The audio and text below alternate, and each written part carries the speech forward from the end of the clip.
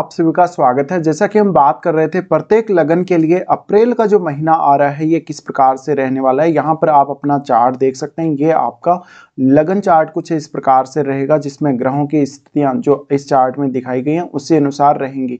तो सबसे पहले हम वीडियो में आगे बढ़ने से पहले गोचर की बात करेंगे। गोचर को देखने के बाद हम देखेंगे कि इन प्लेसमेंट का आपको क्या क्या रिजल्ट मिल सकता है। तो सबसे पहले अगर हम गोचर में बात करें सूर्य की, तो सूर्य 13 अप्रैल तक मीन राशि में ट्रांजिट करेंगे। इसके बाद इनका गोचर मेष राशि में होगा। बुध मीन राशि में रहेंगे 2 अप्रैल से 25 अप्रैल तक। इनका गोचर मेष से मीन में वक्री रहेगा। इसके अलावा शुक्र मीन राशि में रहेंगे और 24 अप्रैल से मेष राशि में प्रवेश कर जाएंगे। मंगल का गोचर कुंभ राशि में और 23 अप्रैल से ये मीन राशि में प्रवेश कर जाएंगे। गुरु का मेष राशि में गोचर हो रहा है, शनि का कुंभ में और चंद्रमा 1 अप्रैल को धनु राशि में रहेंगे। इसके अलावा राहु मीन में और केतु कन्या राशि में गोचर करते हुए दिखेंगे। तो यहाँ पे अब हम देखते हैं इस गोचर का असर आपके ऊपर क्या क्या पड़ सकता है। सबसे पहले हम देखेंगे मंगल के गोचर को। मंगल का जो गोचर हो रहा है, देखिए शनि के साथ मंगल इस मंथ में रहने वाले हैं और ये आपके लाभ स्थान में रहने वाले हैं। ऐसे में मंगल का जो स्वामित्व है आपके चार्ट में, लगन का तो स्वामित्व है ही, साथ में अष्टम भाव के भी स्वामी है मंगल। तो ऐसे में देखा जाए आपको धन लाभ हो सकता है इस मंथ में और बहुत ज्यादा धन लाभ सडनली हो सकता है। लेकिन यहाँ पर आप बिल्कुल भी लालच ना करें। अगर आप पैसे के लिए लालच करते हैं तो आपको काफी नुकसान हो सकता है। इवन आपने कोई गलत तरीका यूज करा, गलत तरीका इस्तेमाल करा तो आपके ऊपर कोई कार्रवाई हो सकती है। शनि अपने घर में है और शनि काफी प्रबल स्थिति में है इस घर में, अपने खुद के घर में। ऐसे में मंगल का यहाँ आना निश्चित रूप से आपके लिए फेवरेबल ही होगा ज्यादातर केस में।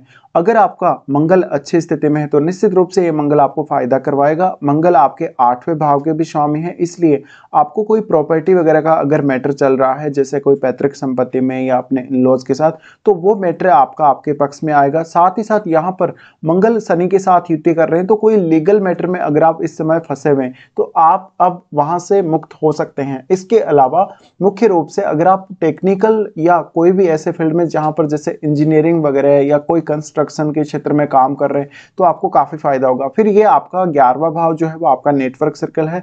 ऐसे में आपको काफी ज्यादा लीडरशिप के मौके मिलेंगे। अगर आप पॉलिटिक्स वगैरह में हैं या सोशल सर्विस से जुड़े हुए हैं तो आपको इस समय काफी नेम फेम भी मिल सकता है। साथ ही साथ आपके धन और प्रॉपर्टी संबंधी कार्यों में काफी वृद्धि होगी। इसके अलावा आपको लोगों का जो एप्रिसिएशन है काफी अच्छा देखने को मिलेगा। हाँ, यहाँ पर इस बात की थोड़ी संभावना बनती है कि आप थोड़ा सा ज्यादा एक्साइटेड हो जाएंगे अपने किसी भी रिश्ते के लिए या अपने किसी भी फ्रेंडशिप के लिए।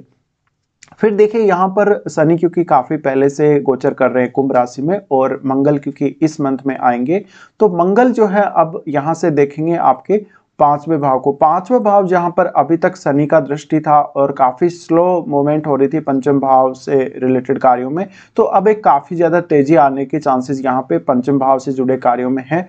साथ ही साथ आपको संतान के साथ और आपका जो एजुकेशन वगैरह है, आपका कोई लव अफेयर है किसी से, तो इन मामलों में काफी तेजी देखने को मिल सकती है। साथ ही साथ देखिए मंगल का वैसे अगर देखा जाए तो इनका जो चौथा एस्पेक्ट है वो आपके सेकंड हाउस पर है। सेकंड हाउस पर होने की वजह से इस मंथ में थोड़ा सा कोशिश कीजिएगा अच्छे से बोलने की और बहुत ज्यादा गुस्सा वगैरह ना कीजिएगा, वरना आपके बहुत सारे लोगों के साथ संबंध बिगड़ भी सकते हैं।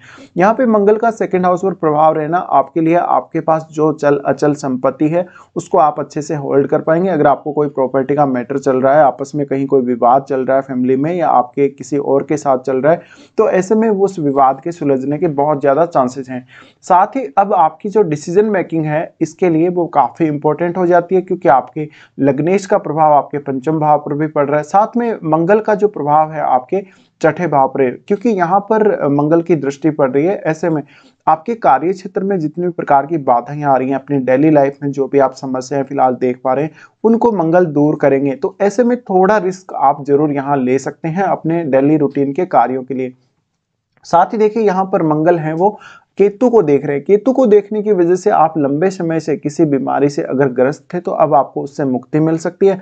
साथ ही साथ अगर आपका मंगल अच्छी स्थिति में नहीं है तो इस समय आप काफी परेशान रहेंगे। आपका जो एक्साइटमेंट है या फिर आपका जो एनर्जी है वो सही दिशा में काम नहीं करेगी। तो ऐसे में एक थोड़ा सा हम बोल सकते हैं एनर्जी वाइज आप बहुत ज्यादा इम्बैलेंस्ड भी हो सकते हैं इस मंथ में। तो ये सब प्रभाव आपको मंगल के इस ट्रांजिट में देखने को मिलेंगे। उसके बाद हम लेते हैं शुक्र को। शुक्र आपके दूसरे और सातवें घर के स्वामी हैं। शुक्र 12वें भाव में ट्रांजिट कर रहे हैं। देखिए 12वें भाव में और राहु बुध और सूर्य के साथ इनका युति भी रहने वाला है। ऐसे में काफी ज्यादा महत्वपूर्ण हो जाता है आपके लिए शुक्र का ट्रांजिट। शुक्र उसके बाद 24 अप्रैल से मेष राशि में भी आ जाएंगे। तो देखिए शुक्र का जो मेनली प्रभाव है, एक तो आपका इस समय विदेश में कोई सेटलमेंट हो सकता है। इसके अलावा अगर आप ऑलरेडी विदेश में हैं तो विदेश से आपको धन लाभ हो सकता है। जीवन साथी के अलावा भी और किसी से आप रिलेशनशिप में आ सकते हैं, मतलब आपका एक्स्ट्रा मैरिटल अफेयर हो सकता है। इसके अलावा जीवन साथी के लिए आपको कोई बड़ा खर्चा करना पड़ सकता है, अपनी फैमिली के लिए या कोई लग्जरी वस्तु के लिए खर्चा करना पड़ सकता है। साथ ही आप हो सकता है कोई इंटरकास्ट रिलेशनशिप या कोई इंटर रिलीजन रिलेशनशिप में आ सकते हैं। इसके अलावा देखा जाए तो जो आपका पार्टनर है, आपका पार्टनर आपको धन से संबंधित नुकसान कर सकता है। आपका जो पार्टनर है आपसे चीट कर सकता है। अगर पुरुष का चार्ट हो तो निश्चित रूप से इस बात की संभावना बनेगी। हाँ, अगर स्त्रियों के लिए इस प्रकार की स्थिति बन रही है तो स्त्रियों के लिए कोई बड़ा खर्चा हो सकता है। आप अपने पार्टनर को कोई गिफ्ट वगैरह दे सकते हैं। अब देखिए यहाँ पर जो शुक्र है सप्तम भाव के भी स्वामी है और दूसरे के भी स्वामी है। ऐसे में आपका अगर विदेश से कोई इनकम आता है, आपको विदेश से कोई भी फायदा हो रहा है, या आपका विदेश से जुड़ा हुआ कोई भी बिजनेस है, या ऑलरेडी आप विदेश में सेटल्ड है और वहां कोई बिजनेस कर रहे हैं, तो इन मामलों में आपको काफी लाभ देखने को मिलेगा। अब शुक्र का जो एस्पेक्ट है यहाँ पर आपके छठे भाव पर भी है और केतु पर इनकी दृष्टि पड़ रही है। ऐसे में हो सकता है आपका जो कार्यस्थल है वहां पर भी आपका अट्रैक्शन किसी और की तरफ हो सकता है। साथ ही साथ यहाँ पर आपका थोड़ा बजट बिगड़ा हुआ रहेगा। आपको ये एग्जैक्टली नहीं पता कि आप कितना खर्चा करेंगे या कितना आप सेविंग करेंगे, तो ये आपको प्लान करना चाहिए इस समय में। उसके बाद शुक्र का बहुत ही इंपॉर्टेंट गोचर होने वाला है आपके लगन में। तो शुक्र का जो गोचर लगन का है वो निश्चित रूप से आपको काफी इफेक्ट करेगा और ये काफी सडन होगा। देखिए मीन राशि के बाद अब मेष राशि में, क्योंकि 24 अप्रैल से शुक्र आ जाएंगे और 24 अप्रैल से इनका आपके लगन में आना, क्योंकि गुरु उसके बाद 1 तारीख को ही चले जा रहे हैं सेकेंड हाउस में। तो ऐसे में आपके 5-7 दिन तक कुल मिला के इनका युति रहेगा गुरु के साथ शुक्र का। तो ये एक सडन चांस ऐसा दे सकता है आपको मैरिज वगैरह का या कोई नए रिलेशनशिप का।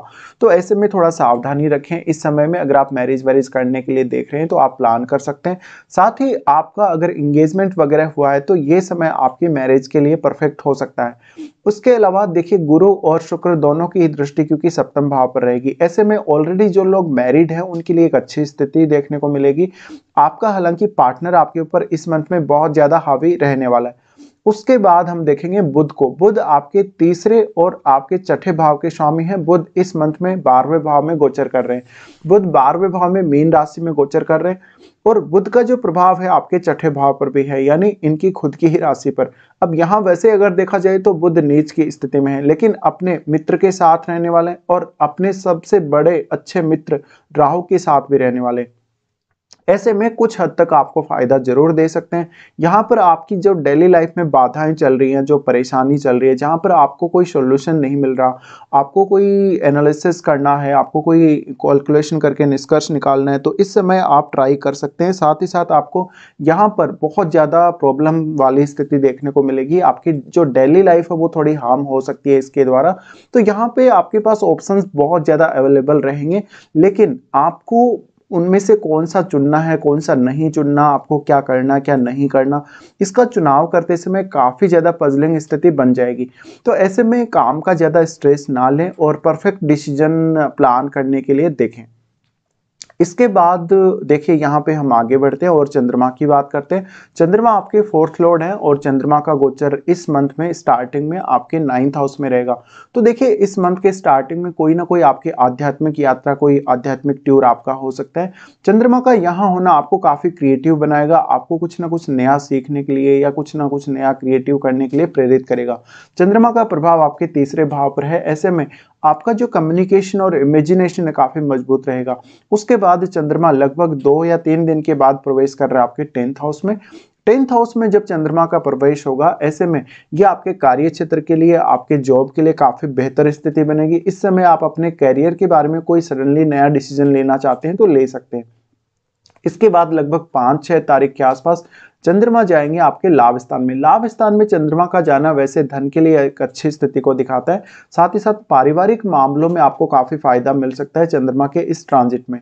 उसके बाद अब हम देखेंगे सूर्य का सबसे महत्वपूर्ण ट्रांजिट। देखिए सूर्य वैसे देखा जाए तो 12वें भाव में ट्रांजिट कर रहे हैं और 13 अप्रैल तक इनका ट्रांजिट जो है वो मीन राशि में है। 13 अप्रैल तक जब तक इनका ट्रांजिट मीन राशि में है, थोड़ा फादर के साथ आपके रिलेशनशिप बिगड़े हुए रहेंगे।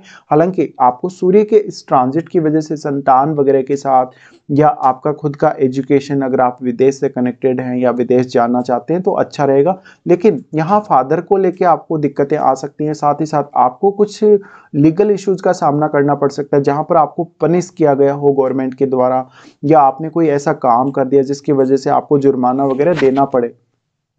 तो यहाँ पे थोड़ा सा अलर्ट जरूर रहिएगा। इसके अलावा अगर आप विदेश में रहते हैं या विदेश में जॉब कर रहे हैं तो ये समय आपके लिए बहुत ज़्यादा बेहतरीन रहने वाला है। कुल मिलाकर अगर अपना जॉब चेंज का आप देख रहे हैं या कोई ना कोई बड़ा बदलाव कैरियर में करने को देख रहे हैं तो आप 13 अप्रैल तक डिसीजन ले सकते हैं। उसके अलावा सूर्य यहाँ पर आपके छठे भाव पे भी दृष्टि डाल रहे हैं। छठे भाव पे दृष्टि डालने की वजह से कुछ हद तक ये आपके लिए थोड़ी समस्या क्रिएट करेंगे। हालांकि आप बुध की मदद से उन समस्याओं को दूर भी कर सकते हैं। तो यहाँ पे एक बहुत अच्छी स्थिति हम बोल सकते हैं कैरियर के मामले में अगर आप विदेश रहते हैं तो बनेगी।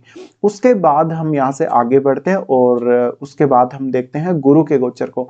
देखिए गुरु का जो गोचर है काफी अहम है और गुरु आपके 9th और 12वें भाव के स्वामी होकर आपके लगभग लगन में ही, क्योंकि अभी गोचर करेंगे लेकिन वो अगले महीने से फिर चेंज हो रहे हैं। तो ऐसे में देखिए यहाँ पर जो सूर्य है उनकी इनके साथ युति बनेगी और गुरु और सूर्य की युति यहाँ रहेगी जो कि 13 अप्रैल के बाद बनेगी, क्योंकि सूर्य यहाँ पर आएंगे और 13 अप्रैल के बाद सूर्य मेष राशि में क्योंकि उच्च के हो जाएंगे। तो ऐसे में देखिए आपके लिए अगर देखा जाए संतान पक्ष, आपका एजुकेशन, आपका डिसीजन मेकिंग, इन सब में काफ़ी अच्छी स्थिति रहेगी। साथ ही साथ अगर आप पॉलिटिक्स से जुड़े या कोई सामाजिक कल्याण से जुड़े कार्यों से जुड़े तो आपको काफ़ी फायदा मिलने वाला है। इसके अलावा आपकी सामाजिक प्रतिष्ठा, आपकी पॉपुलैरिटी काफ़ी बढ़ने वाली है। आपको ज़्यादा से ज़्यादा इस समय ज्ञान प्राप्त होगा और वास्तव में आप अपनी असलियत या आप अपनी वास्तविकता को जान पाएंगे।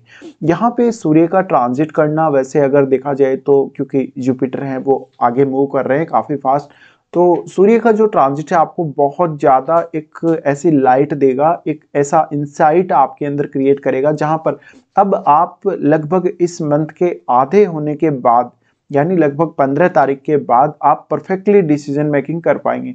तो ऐसे में वास्तव में एक बहुत ही पॉजिटिव इम्पैक्ट सूर्य का रहने वाला है। अब यहाँ पे देखिए मैरिड लाइफ के लिए उतनी अच्छी स्थिति नहीं है क्योंकि दोनों की ही जो दृष्टि है सप्तम भाव पे पड़ रही है। तो ऐसे में अब आप अपने जीवन साथी पे ज्यादा हावी हो सकते हैं 15 तारीख के बाद में। इसके अलावा थोड़ा सा डोमेस्टिक लाइफ या थोड़ा मैरिड लाइफ में ये तनाव क्रिएट कर सकता है आपके लिए।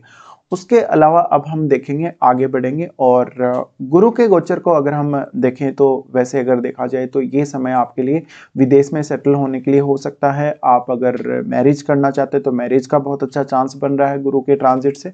इसके अलावा अगर आप कोई बड़ा खर्चा करना चाहते हैं, आप कोई कुछ ऐसा प्लान करना चाहते हैं, अपने इंडिविजुअली कुछ ऐसा काम करना चाहते हैं जहाँ पे आप बहुत ही स्पिरिचुअलिटी या इन प्रकार के कार्यों से जुड़े, या आप कोई एजुकेशनल कोई बड़ा डिसीजन लेना चाहते हैं अपने पर्सनल खुद के लिए, तो ऐसे में इस समय आप प्लान कर सकते हैं। बहुत ही बेहतर स्थिति है। साथ ही साथ अगर आप टीचिंग के फील्ड में हैं, आप फाइनेंस के फील्ड में हैं, तो ये मंथ आपका काफ़ी अच्छा जाएगा।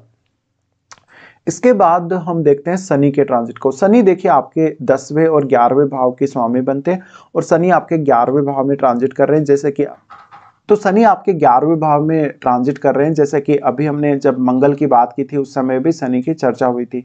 तो ऐसे में शनि अपने ही घर में लाभ स्थान में है और शनि आपको काफ़ी ज़्यादा इंटेलिजेंट बनाने वाले हैं। साथ साथ में शनि आपको काफ़ी पाबंदी में भी रखने वाले हैं और क्योंकि लगन पर भी इनकी दृष्टि आ रही है, तो ऐसे में आप इस मंथ में काफ़ी हार्डवर्क करेंगे। इसके अलावा पैसों के मामले में आप बहुत ही ज़्यादा कैलकुलेटेड रहेंगे इस मंथ में। साथ ही साथ शनि का यहाँ आपके लाभ स्थान में होना निश्चित रूप से आपका अगर कोई बिजनेस है तो बिजनेस से लाभ करवाएगा। अगर आप बहुत ज़्यादा लोगों से जुड़े हैं, आपका नेटवर्क सर्कल बहुत बड़ा है, तो लोगों से आपको एप्रिसिएशन मिलेगा। लेकिन कुछ हद तक आपके जो कुछ निकटतम दोस्त हैं उनसे आपका तनाव भी हो सकता है यहाँ मंगल के होने की वजह से। साथ ही साथ देखिए मंगल जो है एक बहुत ही यहाँ पे एक युद्ध जैसी स्थिति क्रिएट कर रहे हैं और ऐसे में निश्चित रूप से आपको थोड़ा-सा अपने व्यवहारिक पक्ष पे ज़्यादा ध्यान देना चाहिए, अपने बिहेव पे, अपने नेचर पे थोड़ा ध्यान, वरना आपके बहुत सारे लोगों से रिलेशनशिप बिगड़ सकते हैं। तो ये कुल मिला के स्थिति बनेगी। अब हम आगे बढ़ जाते हैं यहाँ से और बात कर लेते हैं आपके लिए कौन-कौन से अच्छे और खराब दिन इस मंथ में निकल के आ रहे हैं। देखिए सबसे पहले तो मेष लगन वालों के लिए जो सबसे अच्छे दिन निकल के आ रहे हैं उनमें से 4, 5 फिर 12 से 16 तारीख तक और 19 से 23 तारीख तक ये दिन आपके लिए बहुत ज़्यादा अच्छे साबित होंगे। अगर आपका कोई भी ऐसा काम है जो नहीं बन रहा, जिसमें आपको बहुत हार्ड वर्क करना पड़ रहा है या जिसके लिए आप वेट कर रहे हैं कि कोई अच्छा समय आए या कोई अच्छा मुहूर्त आए तो वो काम आप करें, तो आप इन दिनों में से कोई भी दिन चुन सकते हैं। उसके बाद हम देखेंगे कौन-कौन से खराब दिन मेष लगन वालों के लिए इस मंथ में देखने को मिल सकते हैं।